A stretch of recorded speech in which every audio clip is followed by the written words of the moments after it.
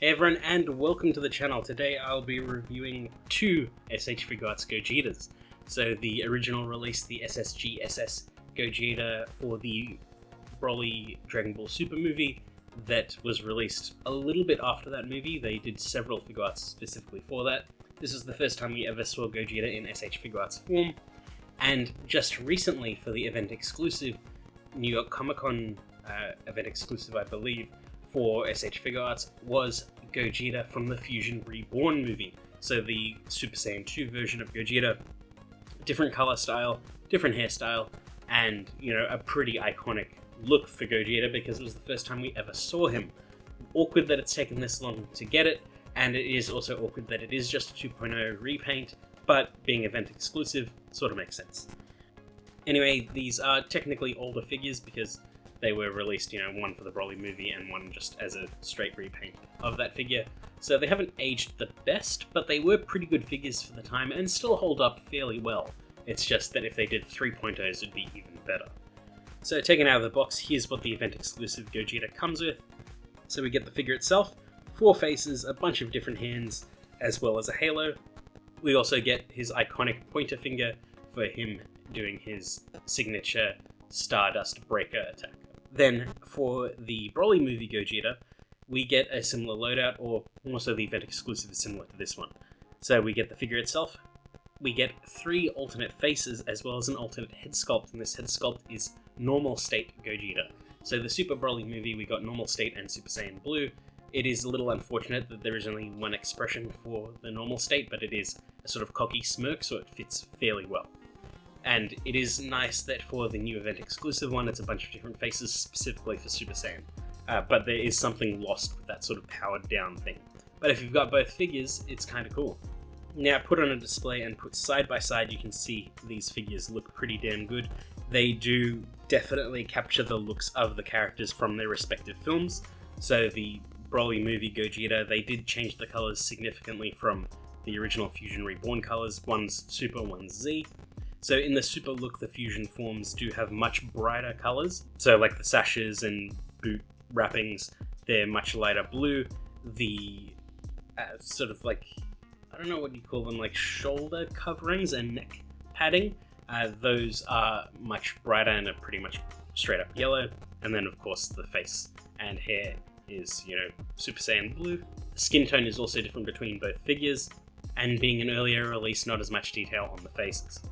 Now, for the new release Gogeta, it is the classic Z coloring style, so we do have that very orangey look for those shoulder coverings and the neck padding, darker blues for the sash, as well as a nice shiny metallic light yellow for the hair. These are different hair sculpts between the figures, because it is capturing Gogeta from different times. And of course, the event exclusive one being a newer release figure, the faces are beautifully detailed. Now for posability, it's the exact same between both figures, so we'll only be looking at one. So he's got a ball joint in the head and neck, allows for good range of motion. Similar to the earlier Vegeta figures, it is easy to pop off the head if you're not careful, or pop off the face if you're not careful. The shoulder pads are on a ball joint that can rotate around. The arms can butterfly in, rotate all the way around. There's an upper arm swivel, bend at the elbow, and ball hinge at the wrist. There is a ball joint in the chest, which allows for some nice crunching and rotation, as well as some movement in the waist as well. The jacket is a softer plastic that doesn't really get in the way of anything anyway. His sash at the side can swivel around, and the belt is a floating piece as well, so you can rotate it around if it's in the way. He can do the splits that far, he can kick forward and back that far, which is really good. And you can get it a little bit further if you'd like. There's an upper thigh swivel, bend at the knees, as well as a pivot at the ankle and hinge at the toes. Fairly standard-ish posability for a 2.0 figure, but the range of motion is quite good. Now for faces, we get quite a few. So there is the standard serious face out of the box, there is a smirking face, and a mouth open shouting face. For the powered down head, we get just this one look, which is a smirking face, and it looks quite nice. For the event exclusive, we get this standard serious face out of the box. The line work is fantastic. We get a smirking face with him looking slightly to the side. We get a shouting face with him looking straight on, and it is asymmetrical as well, which I quite like.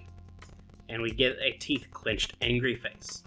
Now, one thing you can do is a head swap. It's not easy to do because the neck pegs are different heights, so it doesn't fit quite well, but for aesthetics sake, it looks fine. So here's what the event exclusive head looks like on the superhero body. Skin tones don't match, but that's okay. It's pretty much just to get the point across that, you know, you could technically have all 3 states of Gogeta from the Broly movie, so it is kind of cool. And with those figures and the accessories, you can get them into some pretty nice poses. You can recreate a few scenes from the Broly movie, and it is a really, really nice loadout, all things considered. I do think that the superhero Broly movie figure is way better. It's just, like, easier to get, even though it's been quite a few years. But that figure wasn't an event exclusive, so even if it is older, it's still easier to find. It's not that it's easy to find, but it is easier to find. And I prefer that one just because of variety for doing the base head as well as the blue head. And I do like the super colors quite a bit. Nostalgia bias does say that the Fusion Reborn one is better, and the faces are way better. If it's easily accessible, go for it. I don't think it's the best because it's just, you know, just the same figure again, just in the modern day when we've got better body types and things like that.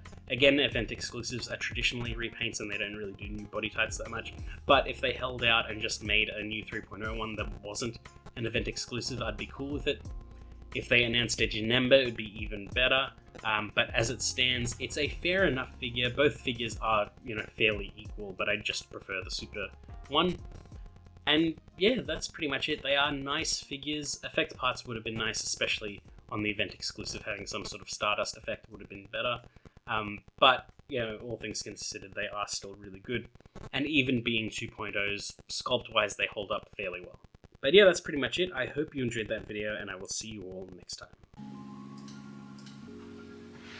Oh, hi. I didn't see you there. As you can see, I'm hard at work making new videos for the channel. Now, while I'm happy with where the channel is right now, I could use your help. By liking, commenting, and subscribing to the channel, it helps out the YouTube algorithm and recommends my channel to more people.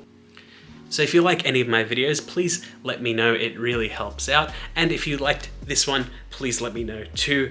It means a lot to me, and I really, really appreciate all of you guys.